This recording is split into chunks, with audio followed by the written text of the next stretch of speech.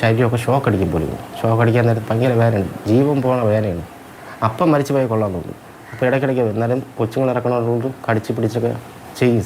1.5 വർഷം മുൻപാണ് അഭിജിത്തിന് കഴുത്തിൽ അസ്വസ്ഥതയുണ്ടാകുന്നത്. വൈദ്യപരിശോധനകൾക്കൊടുവിലാണ് കഴുത്തിൻ്റെ ഞരമ്പിനെ ബാധിക്കുന്ന സെർവിക്കൽ ഡിസ്റ്റോണിയ എന്ന അസുഖം ബാധിച്ചതായി അറിയുന്നത്. ആദ്യം CT സ്കാൻ എടുത്ത് അത് കഴിഞ്ഞിട്ട് പറഞ്ഞ് MRI എടുക്കണമെന്ന് പറഞ്ഞു. അപ്പോൾ MRI എടുത്തപ്പോഴാണ് സാറ് പറഞ്ഞത് അത് നമ്മളെ കൈ നിൽക്കാനുള്ളതല്ല, ഇത് മെഡിക്കൽ കോളേജ് ശ്രീചിത്ര പോലുള്ള കാര്യമാണെന്ന് പറഞ്ഞു. അപ്പോൾ നമ്മൾ ചോദിക്കരുത് എന്തിനാണ് അസുഖം എന്ന് പറഞ്ഞു. അപ്പോൾ സാറിനും പറയാം, എൻ്റെ ഏജ് വന്നിട്ട് 33, അപ്പം 32 വയസ്സെന്നുള്ളൂ, പറയാൻ ഭയങ്കര വിഷമമായിരുന്നു.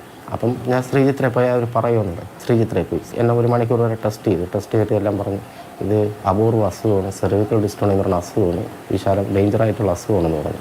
കഴുത്തനക്കാൻ കഴിയാത്തതിനാൽ തൊഴിലെടുക്കാനാകാതെ ദുരിതം അനുഭവിക്കുകയാണ് യുവാവ്.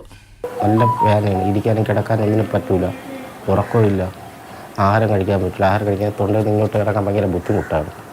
ആദ്യമൊക്കെ അമ്മയുടെ ഫ്രണ്ടിൽ നിന്നാണ് കഴിച്ചുകൊണ്ടിരുന്നത്. ഇപ്പോൾ അമ്മയെ കാണാതെ ഞാൻ മാറി നിന്നാണ് കഴിക്കണമെന്ന് വെച്ചാൽ അമ്മയ്ക്ക് ഭയങ്കര കരച്ചില്ല അത് കാണാൻ നേരത്ത്. അമ്മയും 2 മക്കളും ഉൾപ്പെടുന്ന കുടുംബത്തിൻ്റെ ഏക ആശ്രയമാണ് അഭിജിത്ത്. ഹരിതകർമ്മ സേനാംഗമായ അഭിജിത്തിൻ്റെ മാതാവ് വാഹനാപകടത്തിൽ പരിക്കേറ്റ് ചികിത്സയിലാണ്. 7-8 മാസം മരുന്ന് ഞാൻ കഴിച്ചായിരുന്നു. അപ്പോൾ ഇത് കുറയാത്തതുകൊണ്ട് ഇഞ്ചക്ഷൻ എടുത്തേ പറ്റുള്ളൂ, 3 മാസത്തിലൊരിക്കൽ ഇഞ്ചക്ഷൻ എടുക്കണമെന്ന് പറയും. അപ്പം ഇഞ്ചക്ഷന് 30,000 രൂപ. അപ്പോഴേ നമ്മളെ കയ്യിൽ നിവർത്തിയില്ല. എന്നിട്ടും ഈ വയ്യായിരുന്നിട്ട് ഞാൻ വണ്ടി ഓടാൻ പോകുമായിരുന്നു. ബോട്ടിലോഷൻ എന്ന് പറയുന്ന ഒരു ഇഞ്ചക്ഷനാണ്, അത് കഴുത്തിലും ഈ എല്ലിലാണ് വയ്ക്കുന്നത്. അത് ഭയങ്കര വേദനയാണ്. പിന്നെ അല്ലെങ്കിൽ അത് ഓപ്പറേഷൻ എന്നാണ് പറഞ്ഞത്. ഓപ്പറേഷൻ നമ്മളെപ്പോലെ പറ്റില്ല സാറേ. നമുക്കിപ്പം തൽക്കാലം ആ ഓപ്പറേഷൻ എങ്ങനെ പോയാലും 25 ലക്ഷം രൂപയെങ്കിലും ആവും. തൽക്കാലം നമുക്ക് 3 മാസത്തിൽ ഇഞ്ചക്ഷൻ എടുക്കും, മെഡിസിനുള്ള ഇതും കിട്ടിയെങ്കിൽ എനിക്ക് 2 കുട്ടികളുണ്ട് സാർ. അതിന് അവരത് വിദ്യാഭ്യാസം കൊടുത്ത് വളർത്തിയെടുത്ത് കഴിഞ്ഞ ശേഷം എനിക്ക് എന്ത് വന്നാലും എനിക്കൊരു കുഴപ്പമില്ല. സഹായം എത്തിയില്ലെങ്കിൽ ഇവർക്ക് വാടക വീടും നഷ്ടമാകും.